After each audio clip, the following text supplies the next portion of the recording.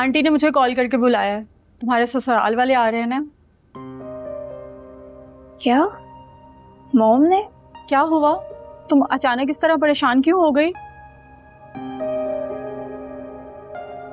अरे अस्मा, तुम आ गई? अस्सलाम वालेकुम आंटी, कैसी हैं आप? मैं ठीक हूँ। तुम्हें इसलिए बुलाया था क्योंकि ऐसे मौक़ों पे दोस्त ही काम आते हैं, और नूरे की तुम एक ही अच्छी दोस्त हो। आंटी लोग कौन हैं? क्या नूरे मिल चुकी है उनसे? ऑफ कोर्स, नूरे मिल चुकी है और नूरे की पसंद भी है, इसीलिए तो नूरे राजी हुई है। क्यों नूरे? जी मॉम, लेकिन वो? क्या वो? नहीं, कुछ नहीं। अस्मा, तुम और नूरे दोनों मिलकर डिसाइड कर लो कि क्या पहनना है। आई थिंक आज वो लोग एंगेजमेंट रिंग भी पहना के जाएंगे, तो उसके हिसाब से देख लेना। मैं ज़रा किचन देख लूँ। ये क्या है? पहले तो आंटी ने इसका जिक्र नहीं किया। मुझे नहीं पता। तुम खुश नहीं हो इसका मतलब? अरे भाई, ये बच्ची कैसे खुश हो सकती है? 2 बार दुल्हन बन चुकी है और तीसरी बार किसी और के नाम की अंगूठी पहनने जा रही है। नानू चुप हो जाएं। अरे कैसे चुप हो जाऊं? इससे बड़ी जिल्लत और क्या होगी? दुल्हन किसी और की बनी है, सेज किसी और के नाम की सजाए। नानू, नूरे, सच बात बोलो ना तो आग लग जाती है। नूरे तुम्हें पता है ना, नानू कुछ भी बोलती रहती हैं, उनकी बातों का इतना असर नहीं लिया करो। नानू ठीक ही तो कह रही थी। मैं तो इस ख्याल से ही शर्मिंदा हो जाती हूँ कि 2 बार ज़रियाब की दुल्हन बनकर तीसरी बार मैं किसी और की दुल्हन बनूंगी। ये तो तुम्हारी खुशकिस्मती है जो तुम 2 बार उस मकार के जाल में फंसने से बच गई। नूरे, ना तो उससे तुम्हारी कदर है और ना ही रिश्तों का एहतराम। वो शर्मिंदा है अस्मा।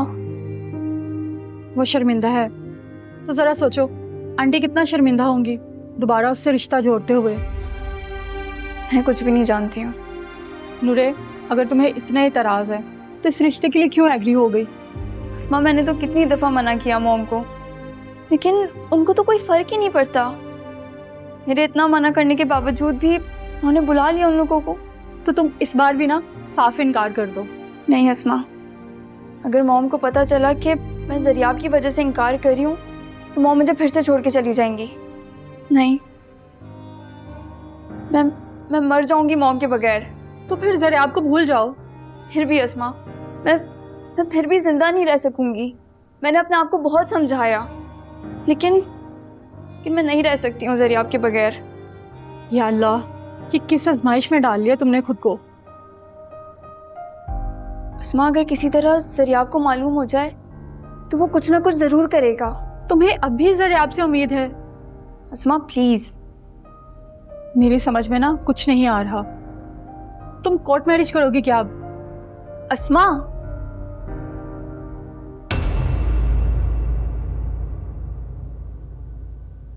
नहीं बेटा, नासिर साहब तो घर पे नहीं है।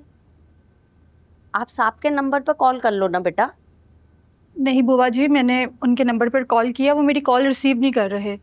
तो आप उन्हें बता दें आज नूरे की मंगनी है, तो वो ज़रूर शिरकत करें। क्या? नूरे की मंगनी? आप बता दीजिएगा प्लीज़। जी जी, मैं तो बता दूंगी, लेकिन ये नहीं होना चाहिए। हेलो हेलो,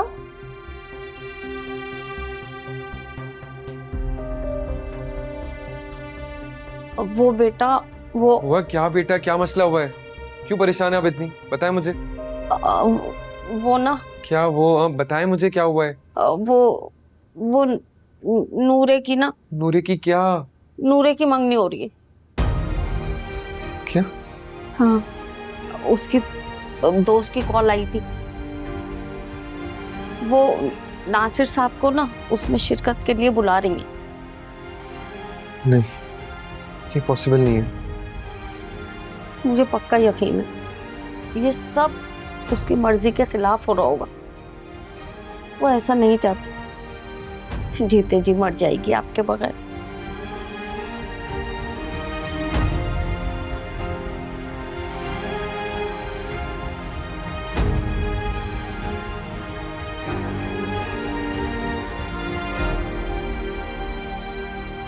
खुदा के लिए नूरे, ना तुम मुझे हानिया आंटी से बात करने दे रही हो और ना ही तुम खुद जरे आपको कॉल कर रही हो।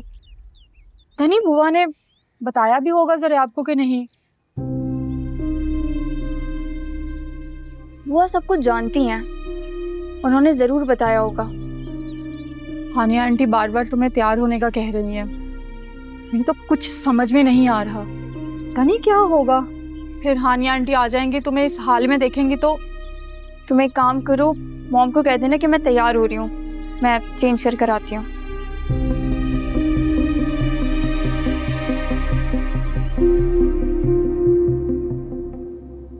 हानिया, इतने सादे कपड़े, तुम्हें भी तैयार नहीं हो? मम्मी, ये भी बहुत है मेरे हिसाब से। मेरी समझ में ये नहीं आ रहा कि तुमने नूरे की अचानक मंगनी का फैसला कैसे कर लिया। अम्मी, मैं मंगनी खामोशी से करना चाहती थी। भाई, तुम्हारे मामलात समझ में ना आने वाले। पता नहीं नूरे तैयार हुई है कि नहीं, आने वाले होंगे ये लोग। से तो बस उसी की फिक्र पड़ी हुई है, नूरे नूरे। आप नूरे से राब्ता कर लें, वो आपका साथ देंगी, फिर सब कुछ ठीक हो जाएगा। कैसा साथ बुआ? मैं मैम हानिया की मर्जी के खिलाफ नूरे से भागकर शादी कर लूं, मजीद रुस्वाई उनका मुकद्दर बना दूं?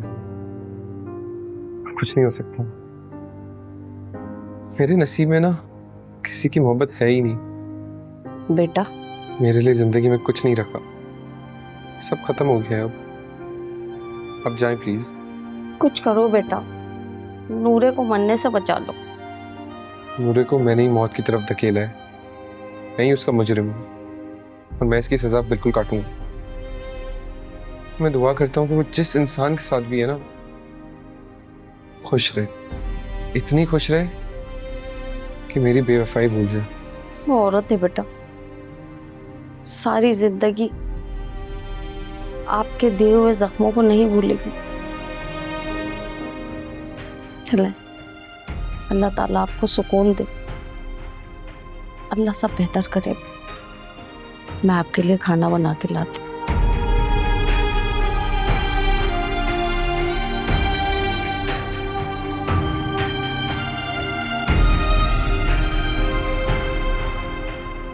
अस्सलाम वालेकुम। वालेकुम सलाम। जरिया कहाँ है? जरिया अपने कमरे में, लेकिन आप क्यों पूछ रहे हैं? सब ठीक तो है ना? आप इतनी परेशान क्यों हैं? मैं तो जरिया के लिए खुशखबरी लेकर आया था। यही ना कि नूरे बिटिया की मंगनी हो रही है। मैंने तो उस बात का जिक्र किसी से भी नहीं किया, आप कैसे जानते हैं? मैं आपसे जरिया का इसलिए पूछ रहा था क्योंकि बाहर उसकी गाड़ी नहीं है। क्या? जरियाब की गाड़ी नहीं है? लेकिन वो तो, अच्छा मैं जाके देखती हूँ कमरे में।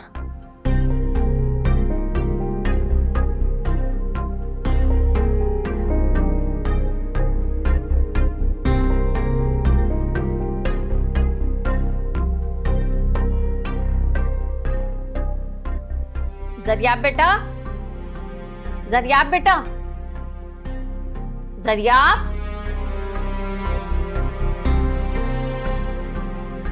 हाय अल्लाह, पता नहीं कहाँ चले गए, गुस्से में तो थे, कहाँ निकल के चले गए पता नहीं। नासिर साहब, जरियाब बेटा तो ऊपर कहीं पे भी नहीं है। नहीं, आपने उसको बाहर जाते हुए देखा था? अरे मैं तो आपके सामने वहां चावल चुन रही थी ना।